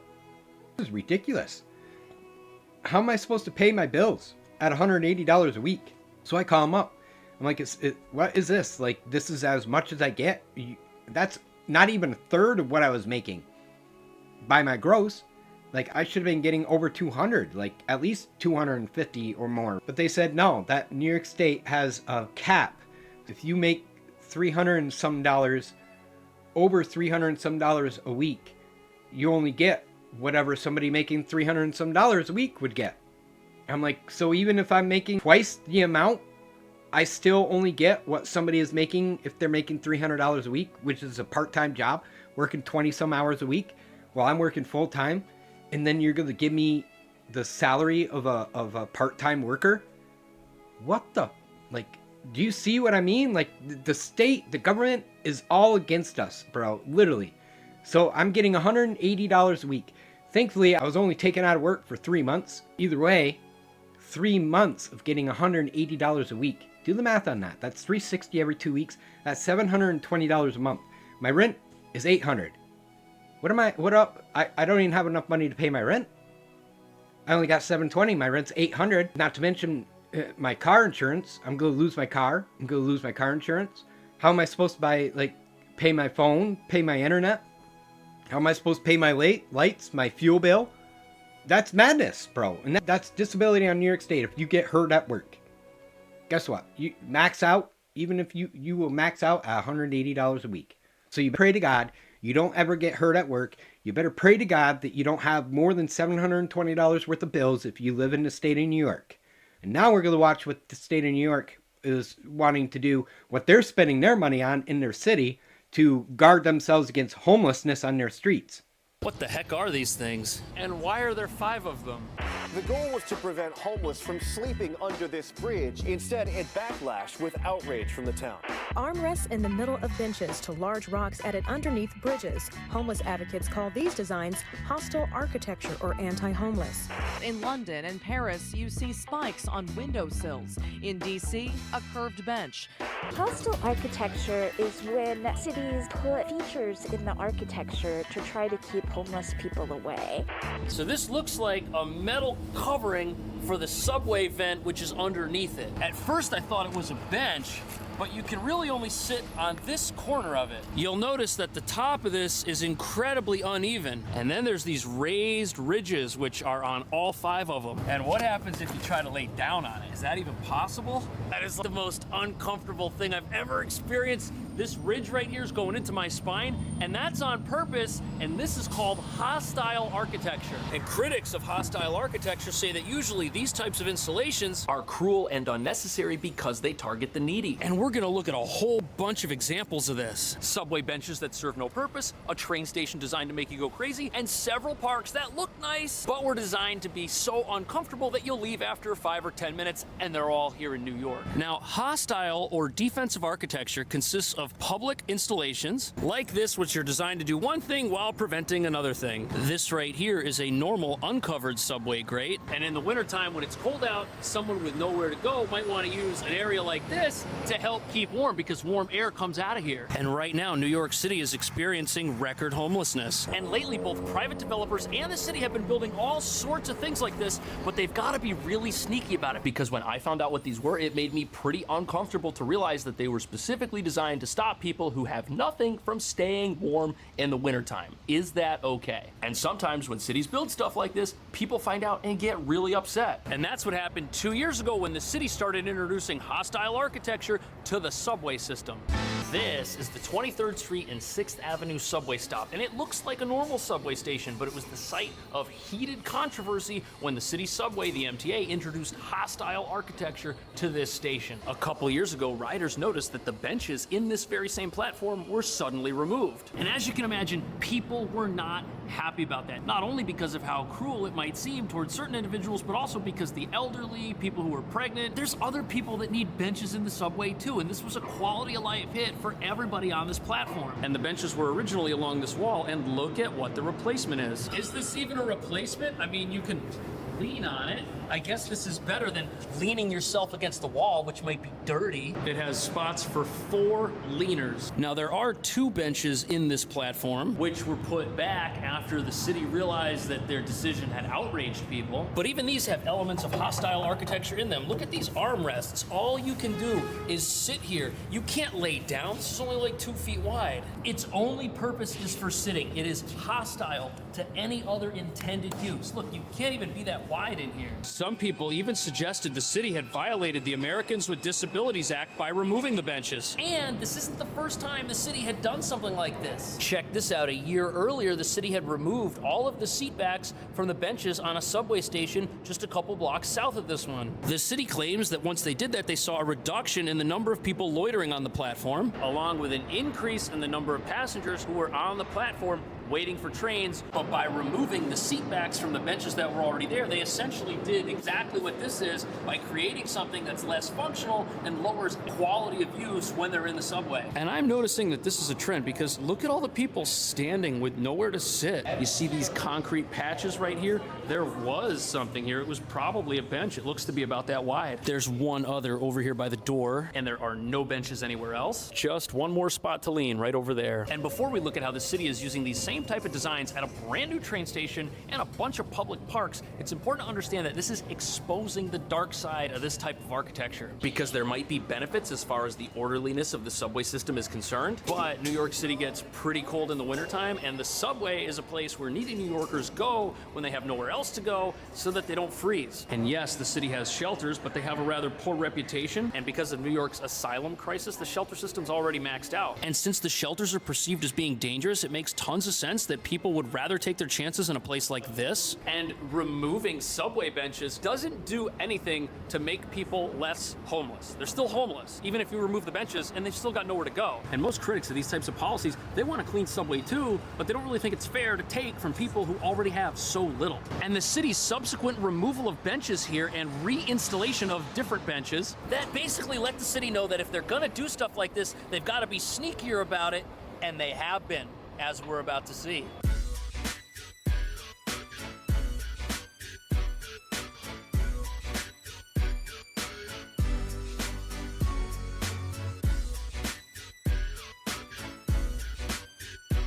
Isn't that wild? This is a pretty impressive train station, but there are some serious problems with it that we'll get into. First, it's important to understand that many aspects of this design and other hostile designs are nice. Nice to look at, not necessarily nice to use. This is called the Moynihan Trail, and it is the newest train station in New York City. Building it cost over $1 billion, and it was completed just a couple of years ago. It also has this gorgeous glass ceiling, which is a throwback to Penn Station's original design. Penn Station is where Madison Square Garden is. That's directly across the street. And this is what that used to look like. And as far as train stations go, this is pretty nice. Look, there's a full Walgreens in here. There's an eatery with a bunch of restaurants. The ticketing areas, everything here's gorgeous. But there's one glaring flaw. Do you see the problem? There's no seats. And that's why every single person in this billion-dollar terminal is standing. And it's a train station. The only thing there is to do here is wait for things to happen, not a seat in the whole place. Do you think they should put some benches in here so people have a place to sit? That's a great idea. It is, right? That is a great idea. Did you know they spent over $1 billion making this and they didn't put benches? Not a single bench.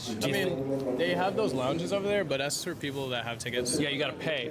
Yeah. Like Spirit Airlines. Right. Oh, you want a seat? You gotta pay. Now, having no benches could be a ploy from these corporations to get you to go inside and spend money. But the lack of seating is a deliberately hostile choice. People just plop their stuff down on the floor. And if you're wondering why nobody's trying to sit on the floor, that's because security will find you and make you stand up. And to be fair, this old image of Penn Station, look, I see some seats down here at the bottom, so maybe there were more seats there than there are here in its reimagination. But you know, the old station is mostly open space, and what that could mean is that open space is a great Spartan design for a public train station in New York City. And you know, the way to answer that is to go across the street to the ugliest building in town, which is also a train station. Look at that, it's the same deal. 1 hour limit, and you got to have a ticket to get into the waiting area. And everyone else in this beautiful piece of New York City architecture is standing or walking. At least the new monitors are bright, but this is another design where absolutely nothing about it is meant to be comfortable. Luckily, there are seats inside some of the little restaurants over here, which you'll be paying for. And look at this, the wall is even roped off for some reason. Maybe it's because they've got this fancy tile and this artwork on it, and they don't want people who have nowhere to sit leaning on it. But back in 2020, loitering in this station and in Grand Central caused economic issues for small businesses that are here paying rent. And in addition to building things in a way that is not conducive to comfort in any manner, the city stepped up security. But unfortunately, this is a 24-hour facility, and those most negatively impacted by hostile architectural design and policing were those who needed a place when it was cold out. New York doesn't just limit hostile architecture to the inside of buildings. Now it's on the outside as well. And no, I'm not talking about how they roped off all the steps at the post office so no one can sit here. Back in the day, you could climb the steps. There are doors over here, but now look, they got it all roped off. It's just here looking pretty. Very pretty. I'm not talking about this. I'm talking about something way worse.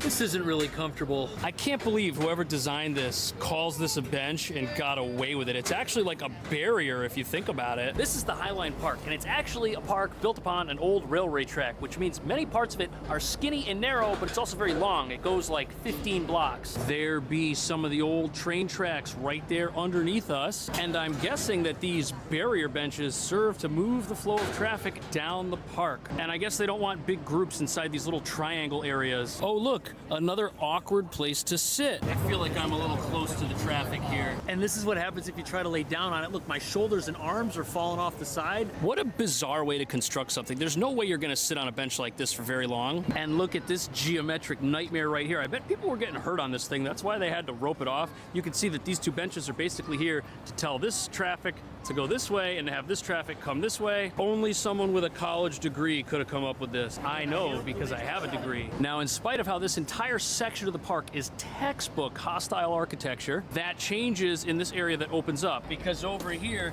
we've got what seems to be an actual seat.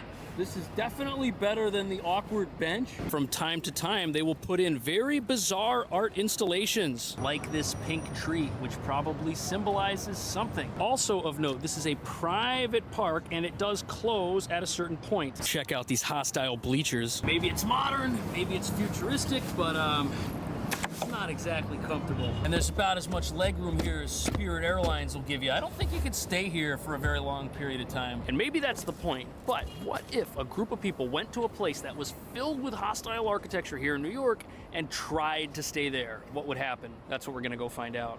Welcome to Zuccotti Park, the most hostile piece of architecture we're gonna see today. So today I'm doing hostile architecture like this, right? It's disgusting. And I think this is the most cruel park in New York, because this granite gets so cold just sitting on it. Absolutely. Made me freeze my butt off. And look at how high the ridges are sticking up out of this thing. These granite tables are equally cruel and unforgiving. And look at all these nightmarish angles with like the way that this plant is. The whole thing is like designed for crowd control. But back in 2011, this park was the site of the Occupy Wall Street movement, where protesters camped out in this park for about a month. See this image right here with that red bar behind that guy?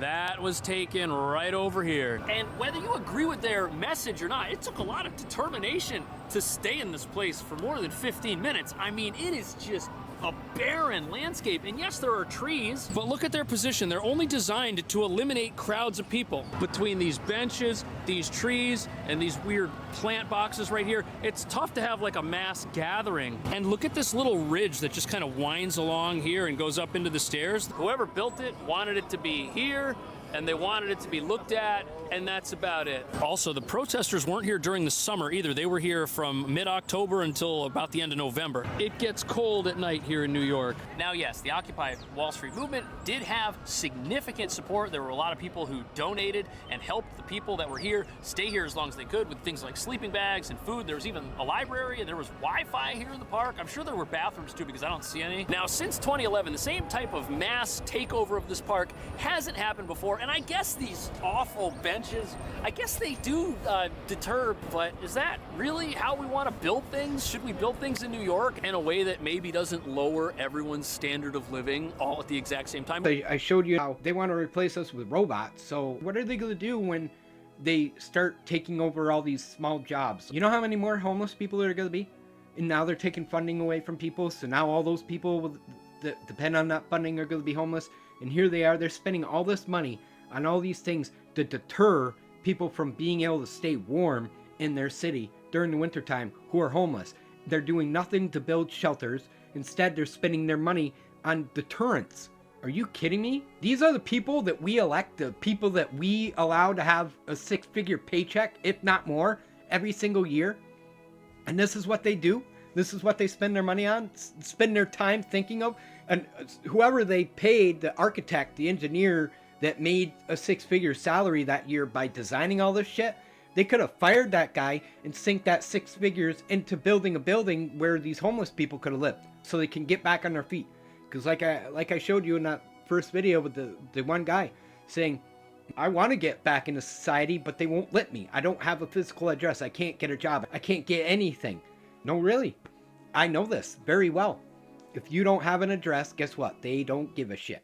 They won't give you benefits. They won't help you get a job. And even if they do set you up in a motel room, which up here we have one motel, but guess what? It's a 45-minute drive away. It's a shit town where it's full of freaking drug dealers. The cops have let it go to shit over time. They haven't done nothing. It's just like all these other places. The cops just don't care. They don't care if we live or we die. I have people drive by and say, kill yourself. This is Grants Pass, Oregon, the city where it's illegal to be homeless. They should buy bus tickets and ship them up to Salem. They make you feel like a criminal for being homeless. Oh, you got trespassed from the park. Yeah. What will happen if you don't leave? I get arrested. Gotten like 30 tickets, $300 a pop. Every 3 days you gotta move. No stability to get employment or anything good out of this. I'm only 17. From my point of view, make a shelter for everybody. I'm a month away from being homeless. Yeah, like she says, they don't care if we live or we die.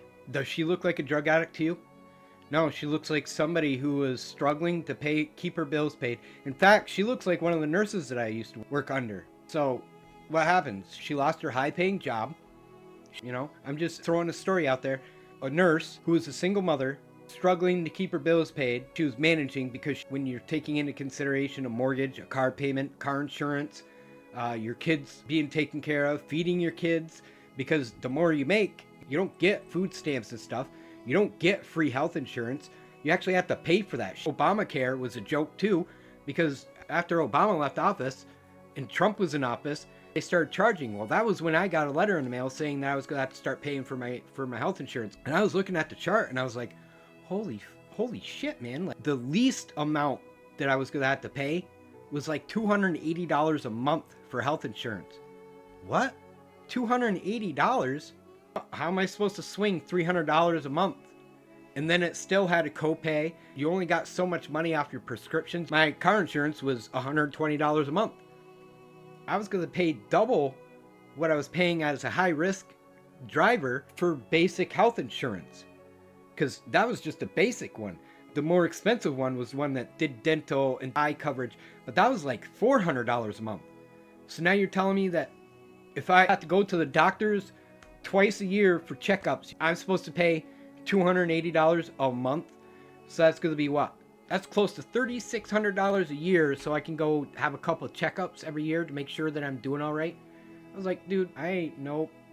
And then they started to charge you at the end of the year when you did your taxes. If you didn't have health insurance, guess what? You were getting penalized. Remember all that, guys? Or do you not? I got into a car accident because it was around the time that Trump took office, and then COVID happened. So when all that was going on, I had suffered a job loss. I was suffering a lot. I was bottomed out. Guess what? If it wasn't for COVID, I would have been homeless. If it wasn't for COVID, my landlord would have kicked me out even though I was in a wheelchair because I didn't have the ability to give him money. And when I got out of the hospital, I had signed up for temporary assistance through the Department of Social Services. And you know what? Department of Social Services, when you sign up for public assistance through them and you have a situation where you can't pay your rent, they only pay 2/3 of your rent. So my rent at the time was $600. They were only giving my landlord $400. I still had to come up with the other $200. I'm in a wheelchair. I can't walk. It's a struggle just to get out of my house, and that's for 5 months. And on top of that, they take 90 days. They make you wait 90 days before they make their decision, especially on temporary assistance. You can get food stamps right away, but when you apply for temporary assistance, from the date that they call you to go over your application, it's mandatory. You have to wait 90 days before your assistance kicks in. For 3 months, I couldn't give my landlord anything. And I kept telling him, hey man, ESS says they're going to give you money. And I was approved for temporary assistance, but they're telling me I got to wait 90 days. He's not going to wait 3 months. And the only reason why I didn't get kicked out was because of COVID, and they banned evictions during that time. Well, after COVID was done, they lifted the ban. So after they lifted the ban, you could get evicted, which at that point in time, I was back to work, but I still owed this guy for the 9 months that I was out of work. I owed him the 3 months that temporary assistance wasn't helping me pay anything. So I owed him $1,800 there. And then they were only giving him $400, so I owed him $200 for every month after that, which was another 6 months because I was out of work for 9 months. So we got $1,800 plus another $12, so $3,000 I had to come up with. And on top of that, I didn't want to be there anymore, so I was trying to move out. So I was back to work, but I was busting my ass off to save enough money to get out of that place and he's coming after me in court, took me to small claims court for the $3,000. Like, dude, I can't move out of your place that you want to evict me from while you're coming after me for the money that I owe you. So here's a landlord, and between the landlord and the state, they're like, you got to pay him $3,000. I don't have $3,000 to pay him. He wants me out, but yet you want to take my money and tell me to give it to him. What the? That's what I mean. The system, they don't give a shit about your situations. If anything, they're like, you should be working 4 jobs. While they sit there and they collect a nice salary working 1. Do you see the asinine of the system itself? You got cops, judges, lawyers, fire department personnel, military, all these people that Donald Trump is giving no tax on overtime credits to are already doing better than everybody that is not doing well. And now they're going to come out with all these robots to replace all of those jobs that are already not doing well. And now they're going to take money away from funding for the housing. The food market is skyrocketing. Anybody that doesn't get benefits, doesn't get food stamps, is paying more at the grocery store. Just like, we're going to see homelessness increase by millions pretty soon. And they don't give a shit because they got robots to fill the holes with. So they don't give a shit. And now they're put spike strips underneath bridges so people will have to lay on spikes. And you're going to put rocks underneath bridges, and you're going to build these benches that got bars in between them so nobody can lay on a bench either. But say somebody does become homeless and they do manage to wind up getting a job, and now you're telling that person that if they're caught sleeping on the streets, they will be fined and imprisoned. Now you're stripping them of their only place to stay by making it illegal and telling them to pay a fine. You see it right here. These people are like, every time we get fined, it's $300. How do you expect them to come up with $300? It probably cost the court $300 just to proceed with that case. The madness that's going on in anybody that says, I can't stand the homeless, you're ignorant. You're as ignorant as a rock outside of my window that's laying on the ground. Because let me tell you something. Yeshua, Christ, I don't call him Jesus because the Hebrew text says his name was Yeshua. It's Yeshua the Christ. Or you say Jesus Christ. If you're going to say it, Christ. Christ is his name. So Christ said, Christ is homeless. Christ had nowhere to go. He was always wandering, taking his apostles with him everywhere he goes because he had no home. So you're out there bad-mouthing all these homeless people, not taking into consideration how they were good people at one point in time that got a shitty deal. One paycheck or one job loss was all it took, or a medical bill that was outstanding, and the bank's coming in foreclosing on your house because they're piggybacking their butt buddies with the doctor or the hospital. So all you people that are knocking these people that are already suffering, already at their wits' end, and you're going to sit there and you're going to say, somebody clean the streets of this filth. Well, I hope it happens to you. I really do. Because you know what? Christ would go to a beggar and would talk to a beggar before he talked to a rich man. Christ would walk the streets and bless the beggars before he blessed a rich man. So take that into consideration the next time you open your mouth about somebody that's downtrodden. I'm done ranting. I want to get off this topic, and I can't stress how important it is that they're plotting against us, guys. They're literally plotting against us, and nobody sees it. Nobody's seeing it. It's sick. Sick, sick, sick. I want you to pay attention to what Donald Trump says right here. That's good-looking stuff right there. That's good-looking human beings, huh? Mr. President, God bless. Great job. Great job. Move it down the line. Thank you very much, President. That's good-looking stuff right there. That's good-looking human beings, huh? That's some good-looking stuff. That's some good-looking human beings, he says. Wow. So you got to wear a suit and tie, have your hair cut short. So if you have a beard and you have long hair because you're homeless and you're wearing raggedy clothes or you're not wearing a suit and tie, what are you to Donald Trump then? If you're not wearing a suit and tie and look prim and proper, what are you? Straight from the jackass's mouth himself. That's good-looking stuff right there. Not to mention the $1 million mansion that they're standing in with the $1 million Victorian chair and sofa that probably hardly ever gets sat on. That's good-looking stuff right there. That's good-looking human beings, huh? I'd use that for kindling wood. All this shit right here. Kindling wood. That'd keep me warm. That's good-looking stuff right there, you know? Yeah. All this gold on your walls. We could feed the hungry for a year just off of that one panel alone, I guarantee you. That's good-looking stuff right there. That's good-looking human beings, huh? Anyways, now we're gonna watch what happens when you take somebody that's been homeless for a long time and hasn't had the ability to get clean. We're gonna see the transformation of what happens with just a simple shower and a haircut. Yo, what are you doing, bro? Trying to find some food? You hungry? Yeah, it's kind of embarrassing. No, man, let's go. Let's go get you some food, bro. Can I get another monster? Yeah, get what you want, dude. Monster, man. Do you live on the streets or? Yeah. So what we're gonna do, man, we're gonna get you a hotel room for tonight. So then you're at least off the street for tonight. Kind of get your mind right. Sound good? Yeah. All right, let's do it, man. So before we check into the hotel, we're gonna get him some new shorts, a new shirt, and what else? A sweater? You want a sweater? Yeah. All right, let's do it. All right, now we have to grab that sweater, dude, that you wanted. Okay. Those ones? All right, grab them. Yeah, get it. Is there a room for tonight? Yeah, we have room. There we go.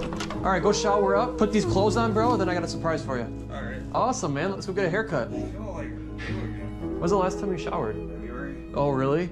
Oh, yeah, man. You're looking clean, dude. 40? Yeah. You good, man? Yeah. You gonna That's a scary man here. at the shelter or? At a hotel. I Well, haven't slept in a bed in like 2.5 years. You gonna head up? Yeah. I'm gonna actually take the stairs. All right. You know what I mean? Yeah. Stairway to heaven. Yes, sir. Love you, bro. So you want to sit there and you want to judge people because they're dirty, they're filthy, they have long hair, they have a beard, because they have no money, they have no way to clean themselves because you've made them homeless. Yep. All you guys with badges on you, you need to remember that homeless people are human. They had lives, they have family, they had a home, they had their own possessions, they had life. But you know what? Most cops these days, they target the low income because the whole society as a whole targets low income. Anytime I've driven a beater car, I've been targeted by cops. They pulled me over for a loud exhaust, but yet a dually truck can blow right by me and they don't do shit. A crotch rocket, motorcycle, Harley Davidson can go by waking the whole neighborhood up and they don't do jack shit about that.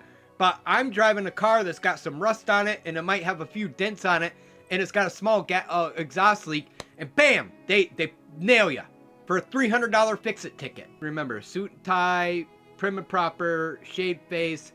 If you ain't got a shaved face, you don't have suit and tie, you don't have a $1,000 suit on, you ain't a good-looking human being. So remember that, people. That's why they're creating robots. But either way, I'll stop bashing, bad-mouthing the old-ass bastard who's probably going to die tomorrow anyways. And let's focus on the good things, the good people. Hey, what's up, man? Yo, what do you want? I just want to see how you're doing. I'm all right. Don't worry about me. You know it's 26 degrees, and I'm just concerned you don't have a jacket or anything. I'm just trying to look for something to eat right now. You're gonna get sick. Nobody cares about me, man. It's okay. What if I get you food that's not from the garbage? That'd be great. $500 should help. And what's the catch? The catch is you accept it. There's nothing I gotta worry about? I'm the one who should be worried. You're looking through garbage. That's because I am garbage. My family threw me out because I'm autistic. They don't want to deal with my fucking behavior, all this bullshit. Nobody gives a fuck up. Dude, are you okay? I'm fine. You deserve this, man. This is incredible. Do me a favor. Catch. What is it? Just one. Don't give up. Okay? And here, man, take my jacket. What about you? Take this freaking jacket, dude. Please wear it. I don't need you getting sick out here. I love you, man. I love you too, brother. Jose. What's up, dude? Dude, why are you so happy and why'd you ask me to meet you here? Man, like, things have been going so great. I've had people stop me on the street from the video. Like, I've had people donate money to me. Really? It's incredible. Like, and I went to the shelter you got me into. They're really helping me. The staff is really nice. Guess what, man? What? Like, I was getting my apartment like a month. They got me my voucher. No way. Yes. Not too long ago, I was sleeping on the streets, man. Jose, do you know what's gonna make a happy moment even happier? No, what? $4,600. How did you get that? First, I got $500 from y'all, and I don't even know what to do with that. And now, 4,600 more? You still have the 500? Yeah, I mean, I promised you I was gonna invest. Hold on. What? Yeah, I wanted to better my life, and I made that promise to you. So, like, I'm likely gonna buy stuff for my apartment. All yours, buddy. Thank you. I don't know what I would do without y'all. Do me a favor, Jose. You told me this last time, huh? I'm not gonna give up. I love you, dude. Love you too. Hey, what's up, man? Oh, hi. How's it going? What you up to? Fixing my bed. Fixing your bed. Yeah, not in good shape. It's pretty beat up. You sleep out here. Oh, yeah. I'm sleeping out here for a good while. How old are you, dude? You look so young.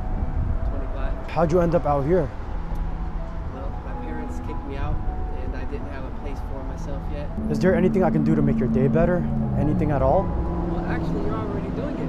Not a lot of people want to talk to a lot of homeless people around here. I may have something that'll make your day a little bit better. Here's 500 bucks. No, man, you can't do that. I don't know what to do with it. Keep it somewhere. Thank you so much. Nobody's ever been this nice to me. Can I please have your name? Peter. You're an angel, man. What's your name? Jacob. Pleasure. Thank you, man. Thank you. Goodness, thank you. Take care of yourself, Jacob. Thank you, man. I definitely will. Hey, what's going on, bro? Oh, what's going on, brother? What's going on? Back up a little bit. I have $500 right here. I found it right next to you. I was wondering if you dropped it. I might be homeless, but I'm not a liar. That's not my money. I'm homeless, brother. How would I hide $500? If I had $500, I'll be in a motel or something. Can I keep it? You found it. It's yours, brother. What if I wanted to give it to you? I've never seen that much money in years. Honestly, it's my money. I did not find it. Why would you tell me you found that money? I want to give it to you because I appreciate your honesty. I can't tell you what to do with your own money, man. You're not telling me, I'm telling you. Here you go. I can't believe it, man. I've never had this. This is my home right here, brother. I Yeah. use these tires to sleep on every night. My mattress and my pillow, bro. I've been going through the same shit for years, man. You just gave me the best gift of 2025. Don't give up. This is the best start of the year for me, brother. I would never give up. Come here. Thank you, brother. Would you rather have $100 for yourself or give $200 to somebody in the store? Well, I'd rather do something more. There's a lot of folks down there that are sleeping on the cold. I'd rather figure out how we can get them sleeping bags. 100 sleeping bags. Brother. All right, let's make it happen. Keep them coming, Rich. We're getting there. 39. Last one. 100. I've been wanting to do this for a long time, but I didn't know how to do it. But when I met you guys, I figured out how to do it. Thanks, guys. All right. Love you, brother Rich. We're gonna start. Good. God bless. We're gonna go through this. Thank you. Thank you. Stay warm. Thank you so much. Here you go. Here you go, sir. You're welcome. Hell yeah. So we gave away 100 sleeping bags today. I was in towns where I didn't know where the heck I was, but these boys delivered the goods, and it feels really good. Praise God. What you doing, sweetie? I got you a present here, and what's inside this present is gonna change you and your daughter's life forever. Oh my God! I got you an apartment! I got you an apartment! Oh, sweetheart! I don't know how much this means to me. I'm blindfolding you, and I'm about to show you your apartment, okay? Take your blindfolds off. How you doing, sweetie? Sweetie! I got you! Well, I got a present for you, right here. I want you to open it right now. Open it up. This? Yeah.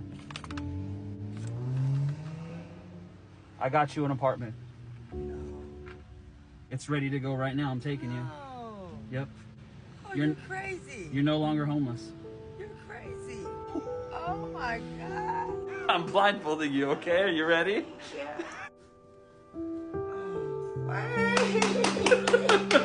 Yay! I love it. And you like it? Yay! You got your own bed now. Oh my God, it is so nice. Look, I put me and you in a picture right here.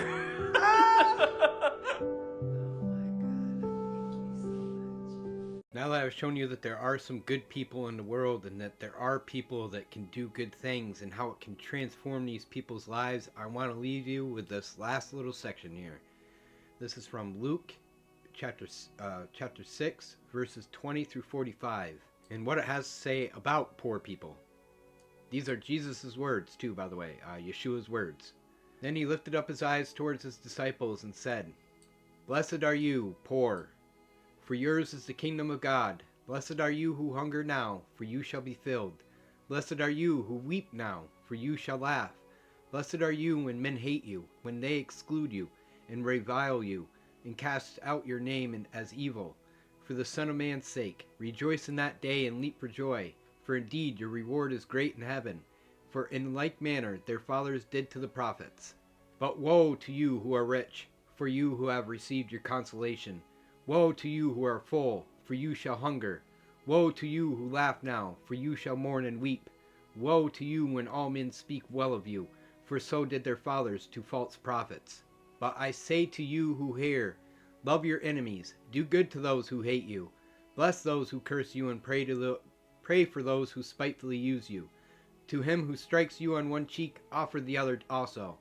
And from him who takes away your cloak, do not withhold your tunic either. Give to everyone who asks of you. And from him who takes away your goods, do not ask for them back. And just as you want men to do to you, you also do to them likewise. But if you love those who love you, what credit is that for you? Even sinners love those who love them. And if you do good to those who do good to you, what credit is that to you? For even sinners do the same. And if you lend to those from whom you hope to receive back, what credit is that to you? For even sinners lend to sinners to receive as much back. But love your enemies, do good and lend, hoping for nothing in return.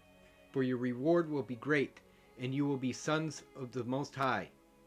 For he is kind to the unthankful and evil. Therefore be merciful, just as your Father is also merciful. Judge not, and you shall not be judged. Condemn not, and you shall not be condemned. Forgive, and you will be forgiven. Give, and it will be given to you. Good measure, pressed down, shaken together, and running over will be put into your bosom. For with the same measure that you use, it will be measured back to you. And then he spoke a parable to them. Can the blind lead the blind? Will they not both fall into the ditch? A disciple is not above his teacher, but everyone who is perfectly trained will be like his teacher. And why do you look at the speck in your brother's eye, but do not perceive the plank in your own? Or how can you say to your brother, Brother, let me remove the speck that is in your eye, when you yourself do not see the plank that is in your own eye? Hypocrite! First remove the plank from your own eye, and then you will see clearly to remove the speck that is in your brother's. For a good tree does not bear bad fruit, nor does a bad tree bear good fruit. For every tree is known by its own fruit. For men do not gather figs from thorns, nor do they gather grapes from a bramble bush. A good man out of the good treasure of his heart brings forth good, and an evil man out of the evil treasure of his heart brings forth evil.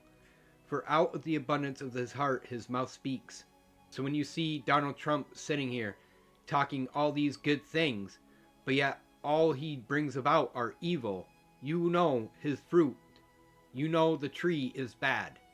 Donald Trump is not a good man. I don't care how you try to sugarcoat it. It's sour underneath. You can try to sugarcoat it all you want. He's not any good. He bears bad fruit. He's done nothing to help the people here. He's only done everything he can to help the conglomerates, the corporations, his wealthy little butt buddies, like the military, which he's going to use as his right arm in order to ensure that the wealthy stay in power. That's what the military is there for. The military is there to protect the wealthy, and they're so ignorant, so brainwashed and indoctrinated into this, like, oh my god. I don't want to get into a fight with the military, but I tell you what, you guys are just brainwashed to believe that you're doing good, that you're protecting America, when honestly you're not. You're pawns in a game. Highly paid pawns being used to carry out these rich men's agendas. You don't even see it because the paycheck's there, right? It's better than working at Mickey D's. It's better than being on the streets. So don't bite the hand that feeds, even though the hand that feeds is going to be the hand that's going to use you to do its agenda. Eventually, they know that a lot of you are going to sit there and be like, what? Why are we doing this? Eventually, your moral compass is going to kick in, and you're going to be like, wait a minute, this isn't right. And guess what? The robots are right behind you in order to either force you to do it, or just annihilate you and take over. So either way, you're sitting in the same position as the rest of us, just your paycheck makes it so you're too blind to see. Last thing I'm going to leave us with is the prayer that we need to know. This is the model prayer. This is what Yeshua has taught us to say when we pray. Say this every time before I have any meals, because I'm thankful that I even get to have one, especially now that I've been doing this project. It's like, man, there's so many people who are lucky if they even have one meal in a day. So think about that before you eat, every single time you eat, before you have a piece of toast even. Now it came to pass when he was praying in a certain place, when he ceased, that one of his disciples said to him, Lord, teach us to pray, as John also taught his disciples. So he said to them, when you pray, say, Our Father in heaven, hallowed be your name. Your kingdom come, your will be done, on earth as it is in heaven. Give us day by day our daily bread, and forgive us of our sins, for we also forgive everyone who is indebted to us. And do not lead us into temptation, but deliver us from the evil one. Thank you, Lord. Thank you, Yeshua, Jehovah, Yahweh. If you like this content, please be sure to like and subscribe. I have more videos coming out. There has been a lot of stuff that God has shown me. It's right alongside with this stuff as far as being dark. If you guys are into scary movies, you can't get any scarier than this. Honestly, like Hollywood ain't got nothing on the truth, on what's really going on in the world. So if you want scary, stay tuned. I got more coming. But be sure to like and subscribe. Share this with everybody that you know, please. This information is too critical to be hidden, to be kept secret. The world needs to see this.